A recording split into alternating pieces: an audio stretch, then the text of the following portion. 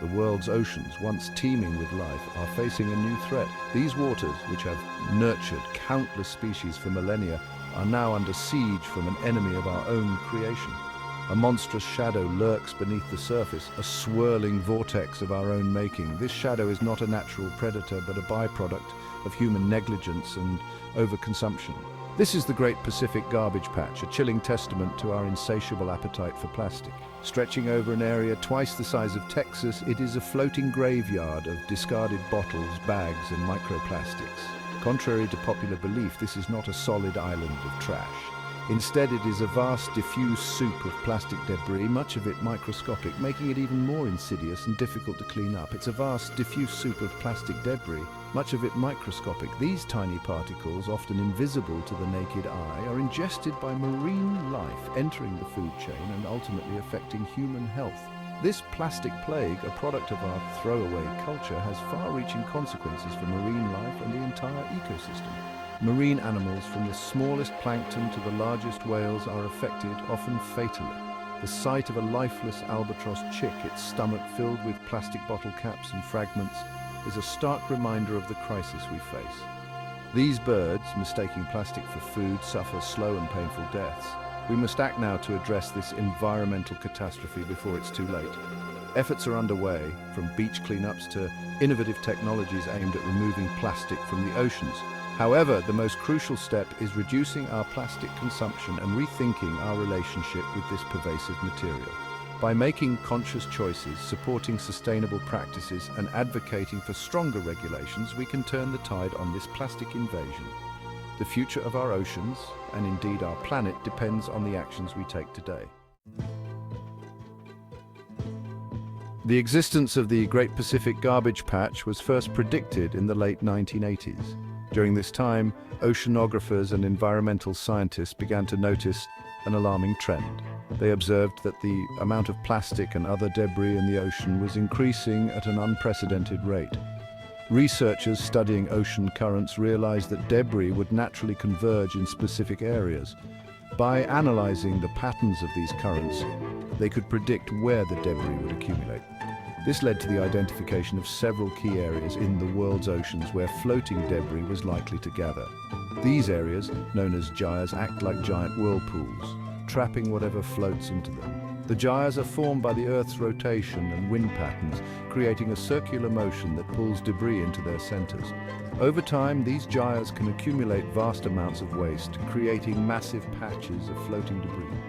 The North Pacific Gyre, where the patch is located, is one such area. This gyre is one of the largest and most well-known, covering a vast expanse of the Pacific Ocean.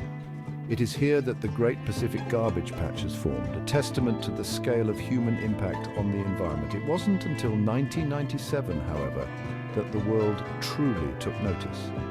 That year, Charles Moore, an avid sailor and environmentalist, was crossing the Pacific Ocean when he made a shocking discovery.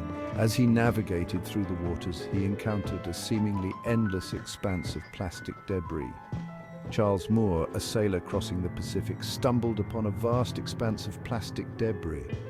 The sight was both awe-inspiring and horrifying, as it highlighted the sheer scale of the pollution problem.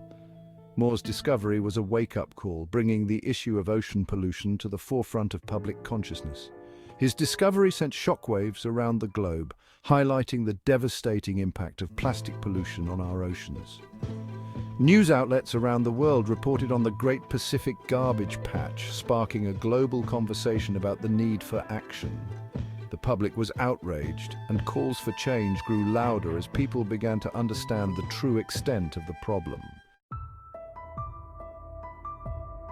Where does all this plastic come from? How did our oceans become so inundated with this man-made menace? The answer is complex and points to a global problem. It's not just one country or one region, it's a collective issue that spans continents and oceans.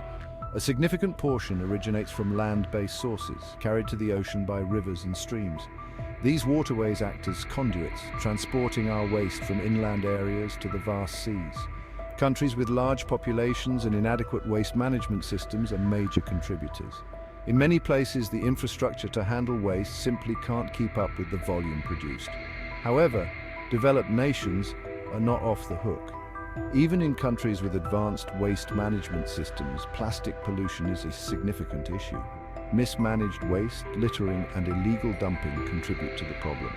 Our insatiable demand for single-use plastics plays a significant role in fueling this crisis.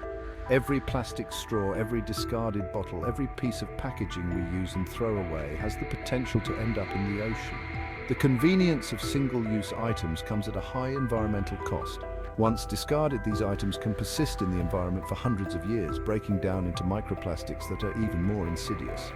The journey of plastic from land to sea is a stark reminder of our impact on the planet and the urgent need for change. While larger pieces of plastic, like bottles and bags, are a visible menace, it's the microplastics that pose the greatest threat. These tiny fragments, less than 5 millimeters in size, are easily ingested by marine life. Fish, turtles, birds, and even microscopic plankton mistake these particles for food. This leads to starvation, as their stomachs become filled with indigestible plastic. The toxins in these plastics can then accumulate up the food chain, potentially reaching our dinner plates. Estimating the size of the Great Pacific Garbage Patch is like trying to measure a moving target. The patch is constantly shifting and changing, influenced by ocean currents and wind patterns. Some estimates suggest it's twice the size of Texas, while others claim it's larger than the entire continental United States. Regardless of the exact dimensions, the sheer scale of this plastic soup is staggering. It's a stark reminder that we've created a monster, one that's difficult to contain, let alone eliminate. Section 6. Life in the Plastic Age. The impact of the Great Pacific Garbage Patch on marine life is devastating. Entanglement in plastic debris is a major threat, particularly for the larger animals like whales and seals. Plastic ingestion is even more insidious. Sea turtles mistake plastic bags for jellyfish, a staple of their diet. Seabirds returning to their nests feed their chicks plastic fragments, mistaking them for food. The cycle of death and destruction continues. Section 7. Cleaning up our act. The enormity of the problem can feel overwhelming, but there is hope. Innovative solutions are being developed to tackle this plastic plague. One promising approach involves using large nets to skim the surface of the ocean, collecting plastic debris. Other initiatives focus on preventing plastic from entering the ocean in the first place. This includes improving waste management systems, reducing our reliance on single-use plastics, and promoting biodegradable alternatives. Section 8. A global call to action. Addressing the Great Pacific Garbage Patch requires a global effort. No single nation can solve this problem alone. We must work together to reduce plastic consumption, improve waste management, and develop innovative solutions. Each of us has a role to play. By making conscious choices in our daily lives, we can make a difference. Reduce, reuse, recycle, a mantra for the 21st century. Section 9. Turning the tide. The Great Pacific Garbage Patch is a stark reminder of our impact on the planet. It's a problem of our own making, but it's also a problem we can solve. By acting now, we can turn the tide on plastic pollution and protect our oceans for generations to come. The future of our oceans, and indeed the planet, depends on it. Let us act with urgency, with purpose, and with hope.